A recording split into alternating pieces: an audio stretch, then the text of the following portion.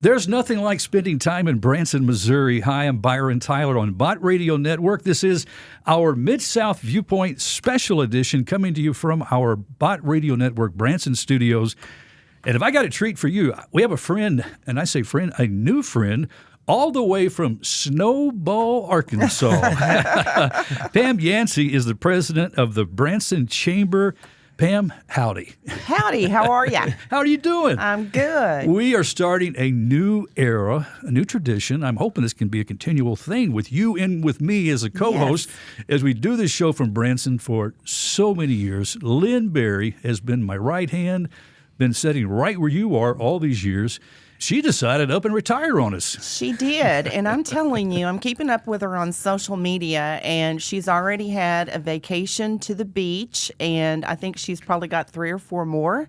I told someone the other day her high heels are hard to fill. I tell you, she's an amazing lady, but I hear some great things about you and really your excitement to promote this great town. Yes, it's, what's not to be excited about in Branson, right? We have something for everyone here. We are the most hospitable place you will ever come to. Hospitality oozes out of everything we do, and we're always so glad to see folks. So your listeners, come on to Branson, come on up, and we'll love on you and make you feel like family before you leave. So growing up in Snowball, Arkansas, did family ever come here to Branson? Yeah. Branson was a big highlight. That was like going to a really big city for us. And so, but I married a musician 35 years ago who was playing here in Branson. Now, he has Snowball ties because his grandma and grandpa lived right across the field from me, and she was my Sunday school teacher.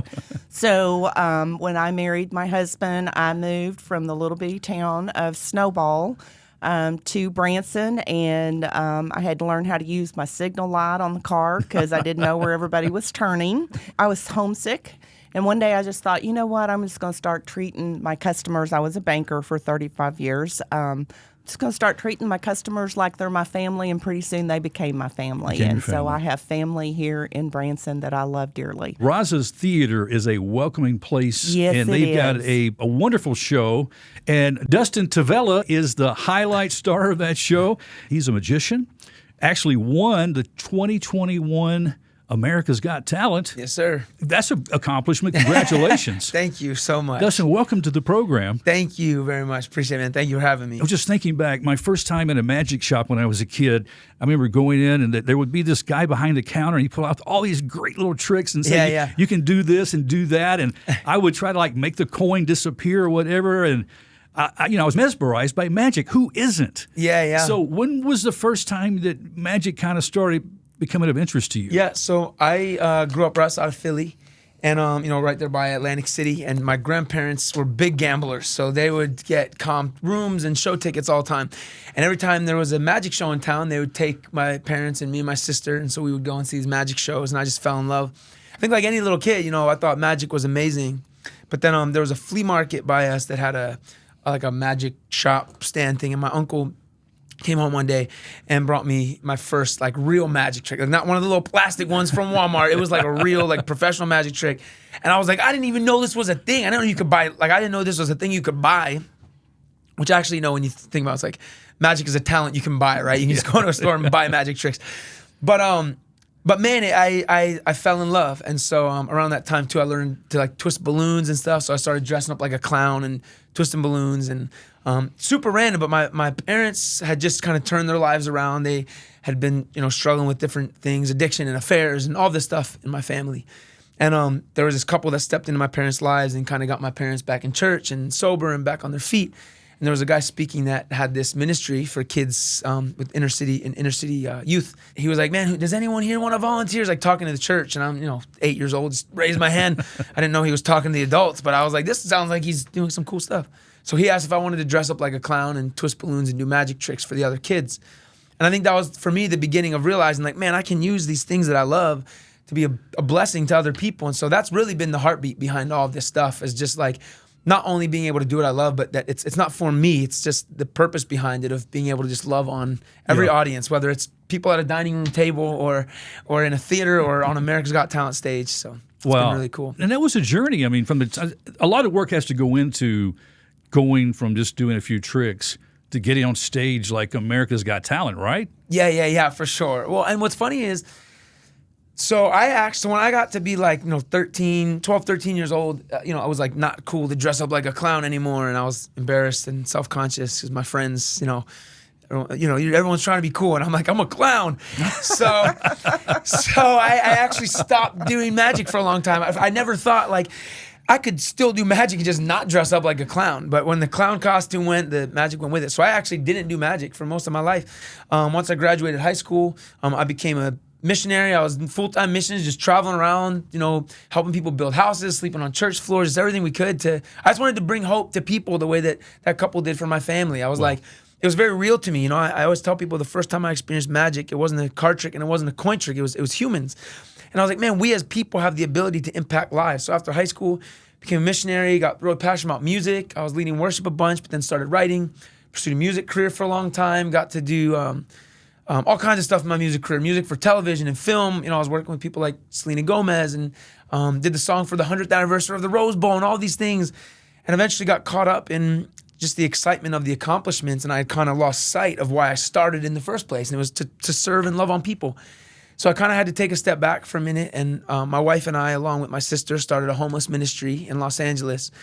And just kind of, we were praying a bunch, like, God, what do we do next? Where do we go from here? It was weird to think about life without music because it had been my life for so long. Yeah. Met this dude who was a realtor and a magician on the side, and we were in this coffee shop, and he's busted out a deck of cards and some coins and started doing magic for people. And all of a sudden, there was this crowd gathered around, like different ages, different skin colors, it's all different demographics. And I'm like, it was like a bomb went off in my mind. It was so beautiful. It was this reminder of why I started doing what I did, was just to gather humans, to create an experience. And so to see him create this with just a deck of cards, I was like, I want this. And so I called my mom, like, Mom, can you send all my old magic tricks, send them, can you ship them to me? And my wife went on a run one day and she was praying and she was like, Dustin, I know it sounds weird, but I feel like you're gonna win America's Got Talent doing magic. I was like, that's so weird, because I've been doing magic for like 3 days, right? It's America's Got Talent, not America's Got 3 days of experience. But yeah, then this is a whole long story, but the short version is, tried auditioning for 2 years, didn't make it, and that third season that came around felt like that was the season we were supposed to fight for. And not only did I get on round after round, which I never expected, but we ended up winning the thing, like my wife said. So she's the real magician. I just pretend to have powers, but she called it. So it's only really been 5 years of doing this magic stuff now, and just loved every second of it, man. Wow.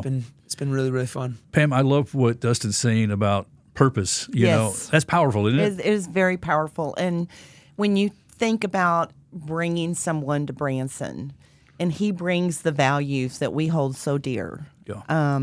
Gosh, what a great fit. We're so thank you. thrilled to have someone like him with his national exposure, probably worldwide exposure, Yes. and to come here and yet come from the heart, right? I want to impact people. I want to impact people's lives. I want to make them happy. That's what Branson's all Yes, about. yes. And I know you've been on Vegas stages. What Yeah. do you like about the Branson stages? Yeah, so, had the show in Vegas for a while and came to a point where we were like, man, we just want something that's healthy, not just for my career, but for our family. And so I'm super grateful for my time in Vegas. It was amazing. But there just came a point where we just kind of had to step down and bow out. And it was sad making that decision to leave. But what's so amazing is, now I get to come to the space. I go and do the show, and I'm home, and I'm watching the boys run around in the yard, and we're at the theater, and we just have so many opportunities to get to just be a family, to promote family, to pray with people after the show, to just get to know them. And I think that's what's been so exciting, is I feel like we just get to be the full version of us.